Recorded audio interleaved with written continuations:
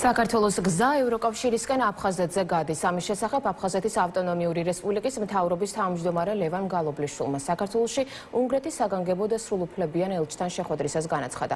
ლევან გალობლიშვილმა უნგრეთის ელჩთან ანა მარია შიკოსთან საუბრისას ყურადღება გაამახვილა ქვეყნის სამშვიდობო პოლიტიკურ კურსსა და პროცესში აფხაზეთის საკითხის ჩართულობის მნიშვნელობაზე. ელჩმა კიდევ ერთხელ დაადასტურა უნგრეთის მთავრობის მტკიცე მხარდაჭერა საქართველოს სუვერენიტეტისა და ტერიტორიული მთლიანობის პოლიტიკის მიმართ. ასევე სრული თანადგომა გამოხატა ჩვენი ქვეყნის ევროპული მომავლისკენ მიმავალ გზაზე. მხარებმა ურთიერთთანამშრომლობის სამომავლო პერსპექტივები განიხილეს.